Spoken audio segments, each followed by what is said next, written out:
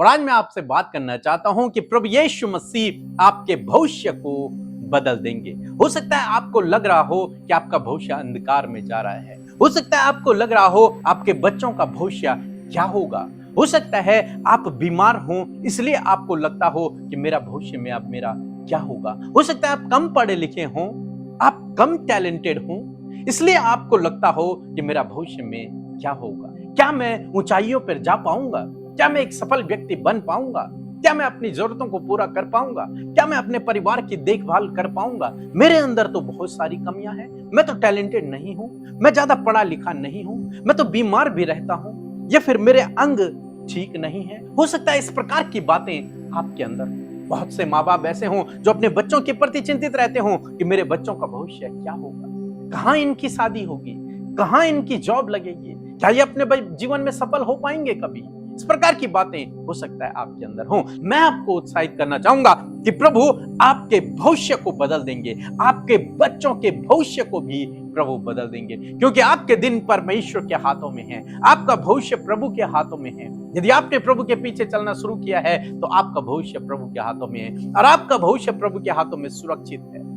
हम एक वचन पढ़ेंगे, यूहन्ना की किताब उसका पहला अध्याय और 42 पद, जहां पर कुछ इस प्रकार से लिखा है। वह उसे यीशु के पास लाए। यीशु ने उस पर दृष्टि करके कहा कि तू यूहन्ना का पुत्र शमौन है, तू कैफा अर्थात पतरस कहलाएगा। आमीन।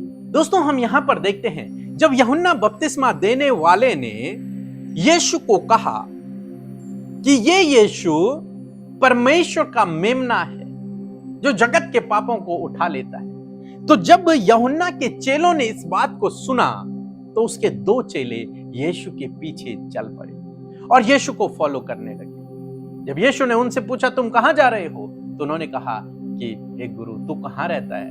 दूसरे शब्दों में कि हम तेरे साथ में रहना चाहते हैं। उनमें से एक पतरस का भाई था, अंद्रियास। और पतरस का भाई को जब इस बात का पता चला कि ये मसीह है तो वो पतरस के पास जाता है। पतरस का पहला नाम सिमोन था। सिमोन के पास जाता है, सिमोन से कहता है कि हमें वो ख्रिस्ट मिल गया है, हमें वो क्राइस्ट मिल गया है, वो अभिषिक्त मिल गया है, वो मेमना मिल गया है। और वो पतरस को अपने साथ में लेकर के जाता है, यीशु से उसकी मुलाकात करवाता है। जब यीशु उसे देखते हैं तो यीशु कहते हैं कि तू यूहन्ना का पुत्र सिमोन है और आज से तू पतरस कहलाएगा। इससे पहले तू सिमोन था और अब तू पतरस कहलाएगा, एक चट्टान कहलाएगा। आप जानते हैं पतरस कौन था? एक मछुआरा था। उसका भविष्य क्या होता? वो अपने फील्ड में बहुत अच्छा कर रहा होता, एक अच्छा बड़ा मछुआरा होता, अच्छा उसका बिजनेस होता, बस इतना ही। और वो उस झील के आसपास के लोग उसे जानते और पहचानते। हो सकता है उसके पास पैसा होता, जमीन जायदाद वो खरीद लेता, नाम होता, लेकिन परमेश्वर प्रभु यीशु मसीह ने उसके भविष्य को बदल दिया। उसके भविष्य को प्रभु ने बदल दिया। लिखा है कि तू अब पतरस कहलाएगा, मींस चट्टान कहलाएगा। कहां वो एक मछुआरा था, एक बिजनेसमैन बन रहा था, प्रभु ने उसके भविष्य को बदल दिया और उसे फाउंडेशन बना दिया, वो नींव का पत्थर बना दिया। उसके ऊपर परमेश्वर ने अपनी कलीसिया को स्थापित कर दिया। उस कलीसिया की फाउंडेशन प्रभु ने उसे बना दिया। आज पूरे संसार में उसके नाम को जाना जाता है। परमेश्वर ने उसके भविष्य को बदल दिया। पतरस के द्वारा अद्भुत आश्चर्य कर्म हुए और बहुत सी जगह पर पतरस यीशु के नाम को लेकर के गया और आज तक हम उसके बारे में पढ़ रहे हैं। प्रभु ने उसके भविष्य को बदल दिया।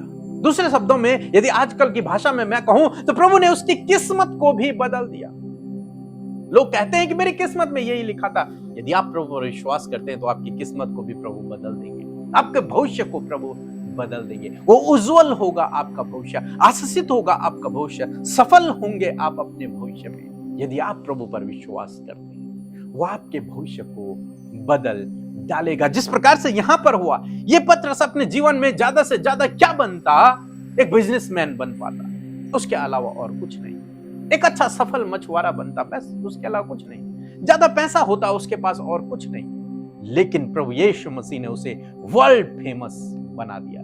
प्रभु यीशु मसीह ने उसे हीरो बना दिया, प्रभु यीशु मसीह ने उसे सेलिब्रिटी बना दिया, प्रभु यीशु मसीह ने उसके द्वारा काम करना शुरू किया। उस बर्तन को परमेश्वर ने उपयोगी बर्तन बना दिया, उसके द्वारा प्रभु ने अद्भुत आश्चर्य कर्म किया। अपनी इच्छा को, अपने आप को परमेश्वर ने उस पर प्रकट किया।